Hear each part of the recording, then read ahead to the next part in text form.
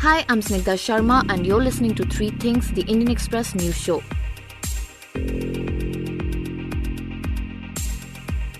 In this episode, we discuss the Kisan Mahapanchayat and the Nipah virus in Kerala.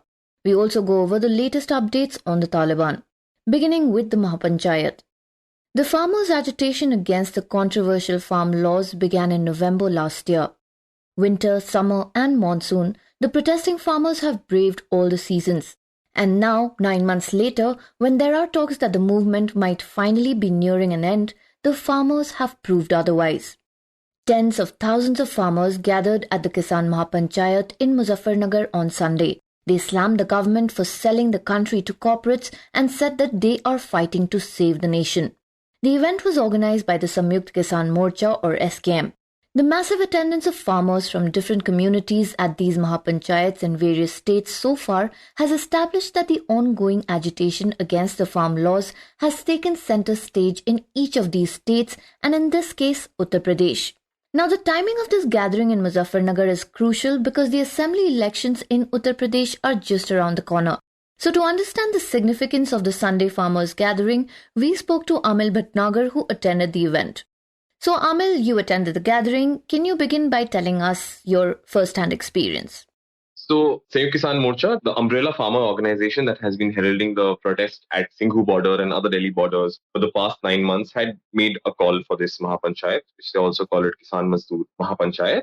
It was a big call and it was expected that farmers from not only UP, Rajasthan, Haryana, from other states will also come. For the last 2 days, farmers had been trickling in thousands and thousands of numbers in Muzaffarnagar. It was the entire city had turned into one large gathering where farmers could be seen walking at flyovers, on the roads, at the chalks. The entire city had been shut down. The markets were shut and more than 3,000 police personnel had been deployed in Muzaffarnagar to ensure that there is no law and order problem. So when I arrived with my colleague in the morning, even before Muzaffarnagar, even if you reached on the Delhi-Meerut Expressway, you could see hoardings of political parties and farmer unions, farmer organizations of the Mahapanchayat and welcoming Tiket, welcoming other leaders. Essentially, even though it was Muzaffarnagar, but the entire Western UP was in this mode of making this Mahapanchayat one of the biggest gatherings that this state has ever seen. And even in the GIC ground, the entire ground was packed. It's a huge ground. It has a capacity of lakhs and there was an entire pandal. There was no sitting or standing space. Even near the stage, there were more than 200-300 people on the stage, of course.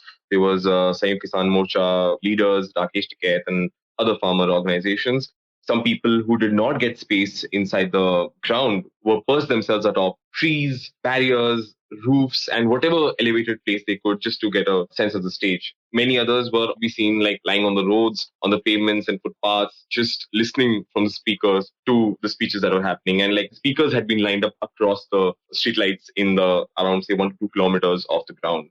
There were langars happening. There's a flyover right next to the GIC ground where there's also an entrance to the ground. There was a man selling bananas. There was food being given, water being given. Even though it was very hot, it was a very, very humid afternoon. But the farmers were not deterred and they were enthusiastic and because they simply felt that they are a part of history. Right. So can you tell us more about the issues that the farm leaders raised during the Sunday event?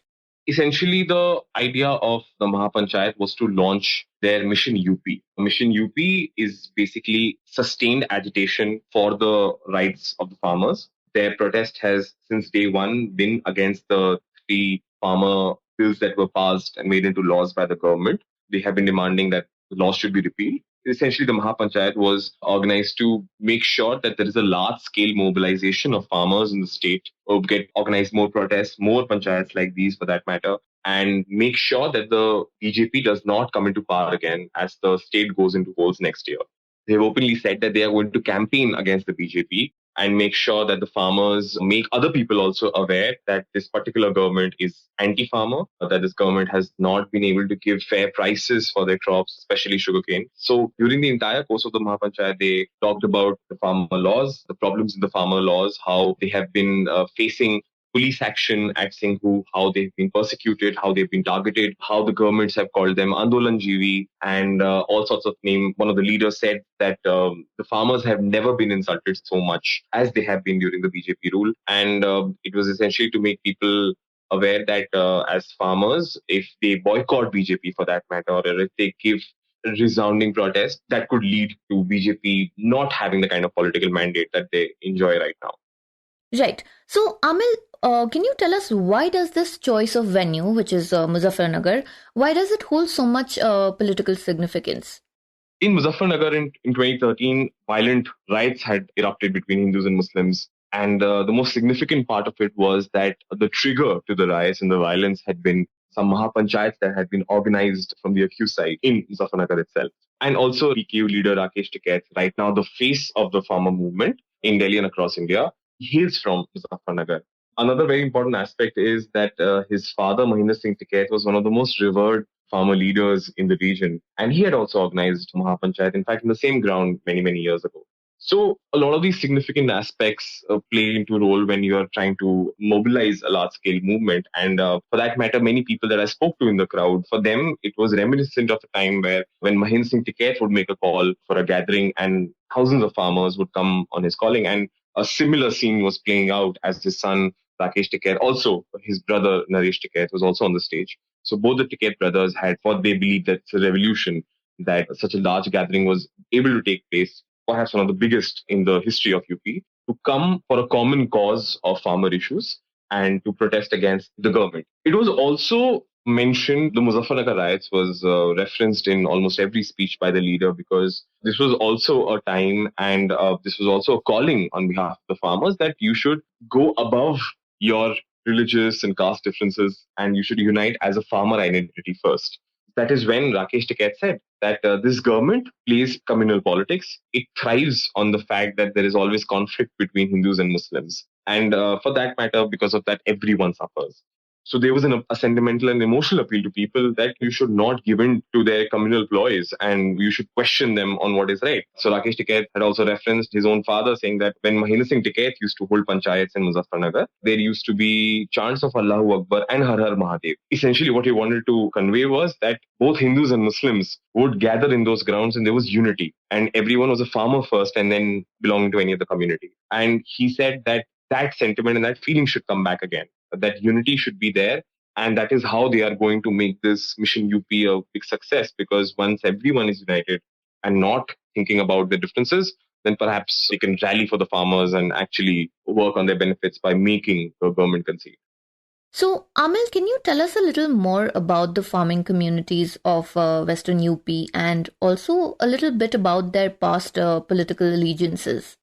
This is a very key region to look out for when it comes to UP elections, because everything that is happening right now, even this Mahapanchayat, was to a larger extent in the context of the elections that are going to take place. Gurnaam Singh Chaduni in his speech said that there are 8 crore farmers in the state and BJP came to power by approximately around 3.5 crore votes. And there were only 2 leaders for that matter on the stage, Chaduni and Rajewal, who mentioned that we have to look into the political impacts of our movement as well. And if the farmers, for that matter, if, for example, if were to not give in and say, sort of boycott BJP, it would really impact the entire equation of the party's vote base.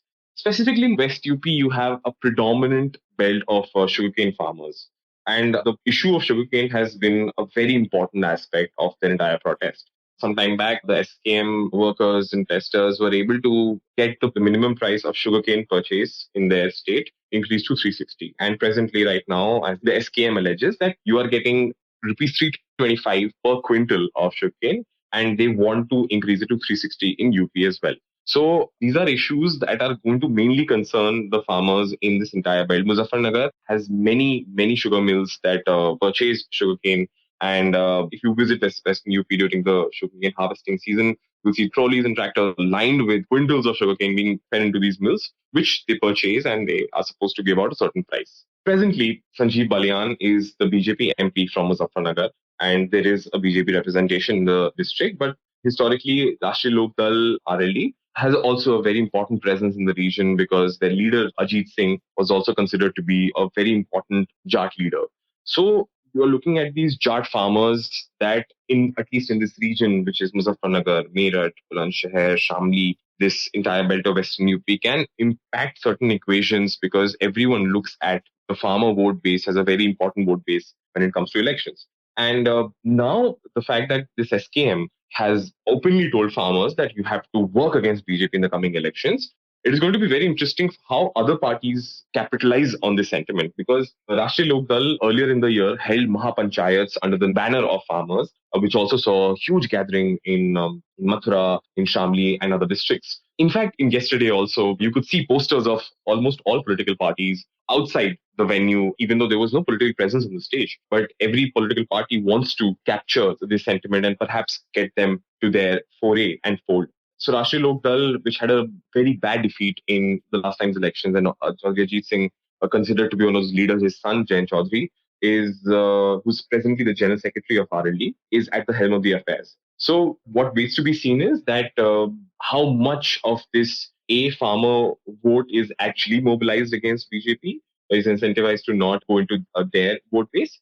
And B, if they do not vote for BJP, the vote is going to be divided into which parties. It's going to be one party, it's going to be other parties. But the next big step for all these parties will be to focus on these Jat farmers in the West UP belt. Right. So finally, Amil, what was the big message that the farmers and their leaders are trying to send through this Mahapanchayat? There are 2-3 things that have become pretty clear because of this Mahapanchayat. Firstly, that which they acknowledge it on the stage as well. There is a general perception among people that the farmer movement has sort of died down and has sort of been subdued over a period of time. That there is not much enthusiasm because it has been limited to a certain region. One of the biggest messages was that the movement has not died. In fact, they have looked to revive it again, because Rakesh Tikait at one point has also been able to revive the entire protest when the Ghazipur incident happened. He has now again been the face of this Mahapanchayat, and now with this gathering, they are looking to give a message that it is only going to increase. They have also called for a Bharat Bandh on September 27th. So they are going to increase the agitations till the farmer laws are repealed. Secondly, this event was very closely observed by BJP and other parties as well, because with the gathering of such a number and the elections nearly around the corner, everyone is going to devise a political strategy around it. And it was their attempt to make sure that political party can ignore this, and they have to factor in what the farmers want. And thirdly, it is a message to all the farmers as well in the state that while everyone thought that this is going to be limited to Punjab and Haryana farmers, because essentially it was started at Singhu border and maximum representation from the states, it is also now a message that they are looking at farmers from all the countries, and especially UP being such a big state. They want to tell the farmers that your interests are also very, very important to us, and UP is going to be a very important stakeholder in the discussions and for the meetings that happen with the government. And if at all there is any concession or any changes in the laws are made, the involvement and the relevance of UP farmers is also going to be very important. And again, also plays down to the elections again that are coming next year. So yes, farmer movement revived, and the political impact of it will be seen in the coming months. Dear listeners, before we move on to the next segment, we'd like to tell you about something exciting that we have in store for you. Stay tuned this week for our brand new podcast series called Express Conversations, where our editors interview celebrities and public figures about their lives, careers, and contemporary issues. The first episode features, I'll give you a hint, the family man.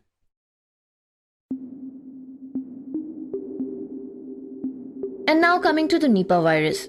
The re-emergence of the Nipah virus in Kerala recently has drawn attention to yet another risk in the state that is already struggling with the COVID-19 pandemic. Kerala has been contributing about 60% of all the new cases in the country these days.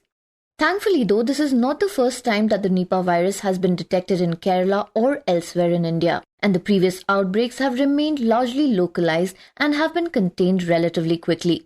So to find out more about how Kerala is handling the resurgence of Nipah while struggling with COVID-19, we spoke to Shaju Philip. So Shaju, can you begin by telling us a little more about the Nipah virus and what kind of symptoms does it cause in human beings? Nipah virus is a zoonotic virus which is transmitted to human beings from animals. The animal host reservoir for the virus is fruit bat, which is known as flying box. An infected fruit bat can spread the disease to other animals also. Infection happens when the infected animal come into close contact with others. Apart from that, the spread could happen from one infected person to another through the close contact with the body fluids. Nipah patients usually report fever and headache that will last for a couple of days. When the situation becomes worse, they will report a major swelling in the brain and can lead to death. The 12-year-old boy who had been infected with the Nipah virus died in a private hospital in Kozhikode on Sunday morning. The boy showed symptoms of encephalitis as well as myocarditis. Coming back to Shaju. So, Shaju, can you tell us how many outbreaks has India experienced so far? In India, the reported outbreaks have been in West Bengal and Kerala. The first incident was in Siliguri district of West Bengal in 2001. And in 2007 also, Nadia district of West Bengal reported Nipah infection. Nipah was reported in Kerala in 2018 when 18 confirmed cases were reported in Kozhikode district, the same place where the virus has reappeared again in 2021. In 2018, Kerala had 17 deaths. Again, there had been a single case reported in 2019, that was in Ernakulam, but there was no fatality. Right. So now can you take us back to how Kerala managed the outbreaks in the past? In 2018, the state health department had no past experience about handling a disease of such a magnitude. What the state did then was simply following the protocol of Ebola virus. Accordingly, the government adopted the strategy of tracing the contacts of the infected persons and putting them in home isolation for 21 days. Route maps of the suspected patients were prepared and published, and within 1.5 months, the state could contain the outbreak in 2018. In 2019, the job was much easier because there had been only a single case reported in the Ernakulam district. By that time, health department had a protocol and a standard operating procedure with them to handle the situation. At one point in June 2018, around 3,000 people were under quarantine in Kozhikode and nearby Malappuram districts. All the people who had direct or indirect contact with the suspected Nipah cases were put under observation. Now coming back to now, Shaju tells us what the state government is doing to contain this new outbreak. This time the situation is different. The state government is battling with the COVID pandemic and the entire health department is very vigilant. They are handling all the patients with as per the COVID protocol. Health workers and all the caregivers are wearing masks, hand gloves and PPE kits while they are handling with any patient, especially those who are reported with fever. Now there is an action plan is in place. Government has formed 16 core activities such as surveillance, contact tracing, treatment, data management, sample collection, testing, and linkage of suspected cases with the index case, etc. On the ground, people are also following the COVID protocol. They are wearing the mask. Primary and secondary contacts remain in quarantine. So they are not much worried about the quarantine or isolation this time. The Nipah virus victim hailed from the village of Chattamanglam. 3 wards under Chattamanglam Panchayat in Kozhikode, where the victim lived, were completely closed down on Sunday morning. Micro-level restrictions have gone into effect, and movement to and from these 3 wards have been completely banned. The police have put up barricades and checkpoints at all locations leading to the village of the victim. So what can we learn from Kerala that can help other states prevent and contain the spread of Nipah, COVID, and even other viral diseases? Shaju tells us. Mainly, there should be a comprehensive screening of all types of fevers, especially the encephalitis. Tests should be held to screen all types of virus causing encephalitis. Normally, cerebrospinal fluid test is held for detecting encephalitis, which is not enough for detecting Nipah. If you look at the incidents in Kerala, in 2008, the state could diagnose Nipah only because of taking a comprehensive examination of the fever cases. The presence of Nipah virus in fruit bats had been detected in many states in the past. So you do not want to miss the Nipah cases. We should go for an extensive screening of all the fever cases.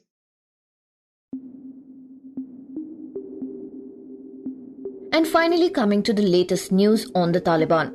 Taliban spokesperson Zabiullah Mujahid in a press conference in Kabul said that the war in Afghanistan was over and that they hoped that Afghanistan would become a stable country. He added that the security and defense personnel who have been trained in various fields in the last 20 years will be re-recruited alongside the Taliban in the security and defense institutions. On the other hand, Mujahid on Monday claimed that he had been told that Ahmad Massoud, who leads the National Resistance Front of Afghanistan or NRFA, and former Vice President Amarullah Saleh have escaped to the neighboring Tajikistan. Massoud, however, in a Twitter message said that he was safe, but he gave no details. The Taliban has claimed victory over opposition forces in Panjshir Valley. According to Reuters, photos on social media showed Taliban members standing in front of the gate of the Panjshir provincial governor's compound after fighting over the weekend with the NRFA. However, Ali Mehsam Nazari, the head of foreign relations at the NRFA, said that the Taliban's claim of victory was false and that the opposition forces continue to fight.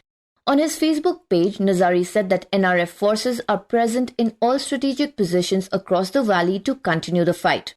The NRFA, meanwhile, on Sunday confirmed that its main spokesperson, Fahim Dashti, had been killed during the day. Dashti had survived the suicide attack that killed Massoud's father, Ahmad Shah Massoud, on the 9th of September 2001, just days before the September 11th attack on the United States. Dashti had been one of the main sources of updates from the area, often issuing a defined series of statements on Twitter, vowing that resistance will continue. Meanwhile, the Taliban spokesperson told the Bild newspaper that the Taliban would welcome German investment in Afghanistan, including help in areas such as humanitarian aid, healthcare, education and infrastructure. Germany, acting in concert with the European Union, has laid out conditions to resume a diplomatic presence in Kabul and unfreeze development aid, urging the Taliban to respect human rights, particularly those of women. The spokesperson Zabiullah Mujahid also reiterated the group's stance that it wants good relations with the world. He projected China as the group's preferred partner. He said that China is a big economic power and is very important for Afghanistan, and Afghanistan needs its support for reconstruction and development. You were listening to Three Things by the Indian Express. Today's show was written and produced by me, Snigdha Sharma, and was edited and mixed by Suresh Pawar. You can follow us and leave us feedback on Facebook or Twitter at Express Podcasts, or send us an email at podcasts@indianexpress.com. And if you like the show, please do subscribe and leave us a review wherever you get your podcasts from so more people can find us. You can also look for us in the audio section in the top right corner of our website, indianexpress.com.